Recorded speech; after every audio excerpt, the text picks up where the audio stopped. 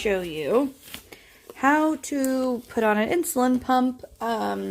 It's very simple, very easy, if you can get the glove on correctly. Now, you don't have to wear gloves. You can just wash your hands really good, but, you know, it's an option. Then you want to get your Humalog or your, I think it's Nuvalog, the other one, depending on what insulin you're on. You never want to shake these bottles, but you do need to mix it. So you don't want to shake it because you'll create a lot of bubbles and you don't want that. So what I do is I just spin it a few times, just like so. And then that's good to go. You need your insulin pod, obviously, and you need an alcohol swab. So you're going to just open your package real quick like this. This is her insulin pod package, so it comes all sealed and nicely. I have not had time to decorate these yet. I usually do kind of make them, you know, a little prettier so that they're a little more fun to wear, especially when she was really little. So you just open it up by doing that. Take the pot out.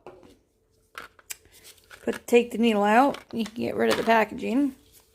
So this comes separate, so all you do is you stick that on and twist it, just like so. Then you're going to pull the cap off, and you're going to be left with that little needle. Don't worry, this doesn't go into anybody.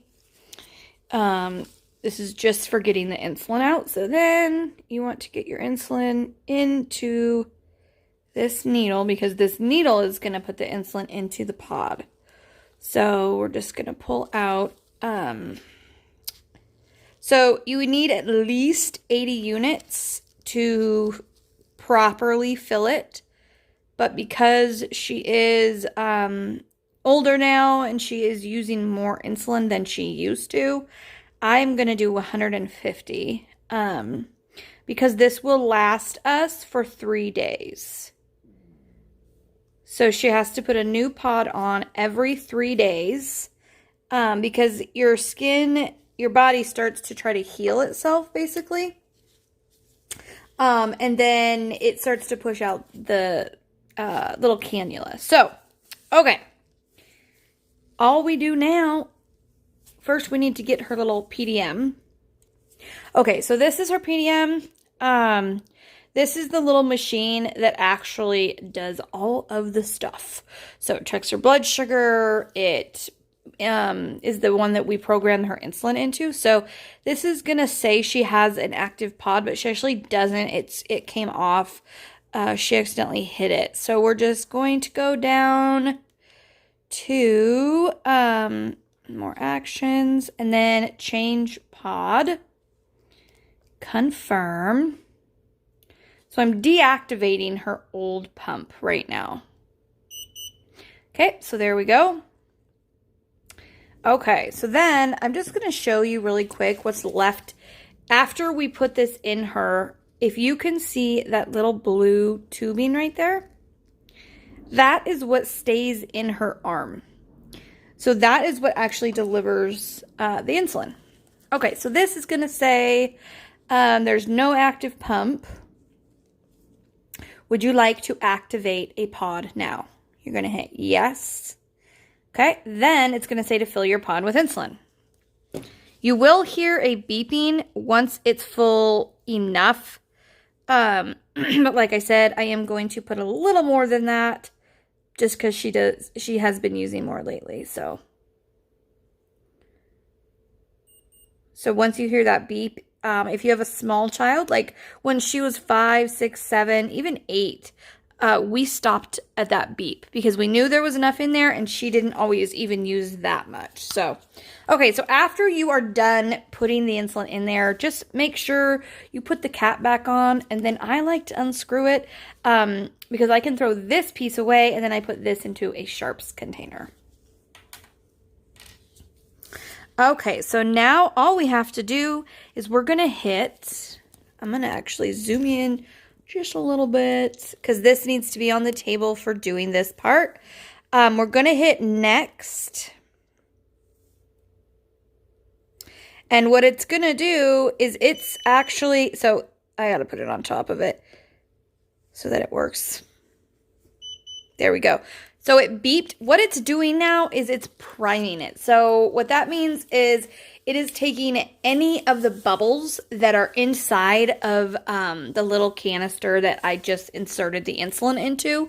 It takes all of those bubbles out. That way, when Maddie delivers her insulin, she does not get any air. Because if she gets air, she won't get the correct amount of insulin. So it can be dangerous because you can think you're getting the whole amount and you're not. And so it just primes it. Once it's done priming, I'm going to take it into her and we are going to insert it. Okay, so it is now done priming. This only takes about a minute. You're going to have this screen right here. And so now all we're going to do is this piece right here. It literally pops off like you're going to open a can of pop. That's kind of how I would describe it. You just pop it off just like that. And then once we take it into her, I will then take these pieces off. But they're just stickers, so all you do is you literally just peel them off just like this. It's just like a sticker. And then we're going to put it on.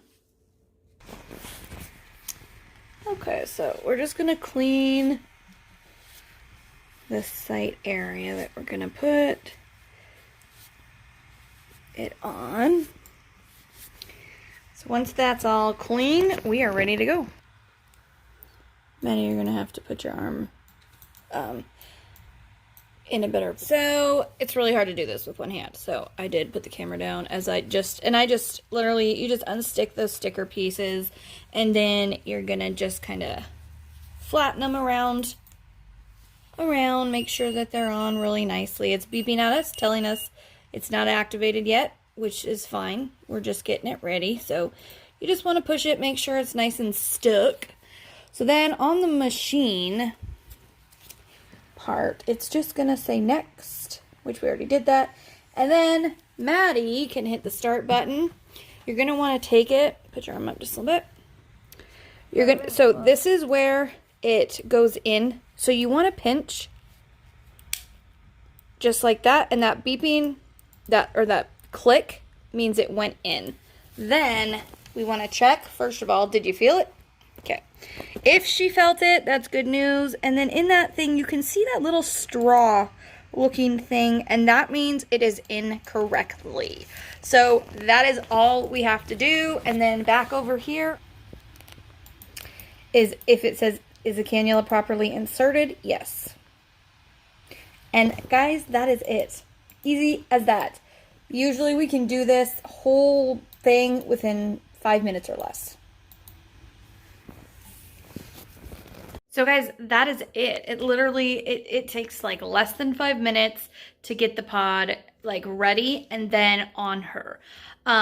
It's super, super simple. This allows her then to give herself insulin for the next 3 days without having to take any shots. So rather than 6 to 8 shots every single day, this is one shot, kind of, every 3 days. So it's not really a shot, it's just the insertion, so we call it a poke. One poke every 3 days rather than 6 to 8 pokes every single day.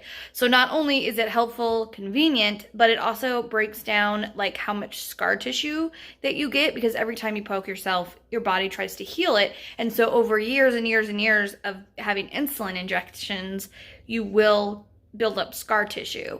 And so this is just a huge, huge help. It works amazingly. I can tell you the first night she was back on her pump, her blood sugars were perfect all night long for the first time in months. So definitely worth it.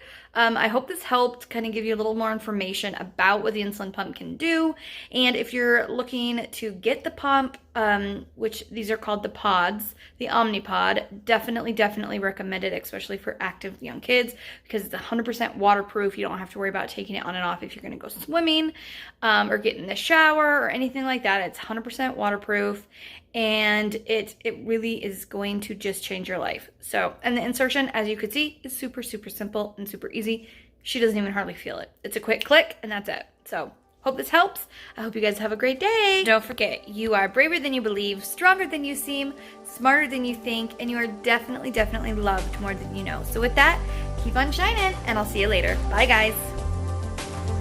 Thank you for watching, and if you haven't already and would like to subscribe, don't forget to hit that subscribe button below and the bell icon to be notified when I put up a new video.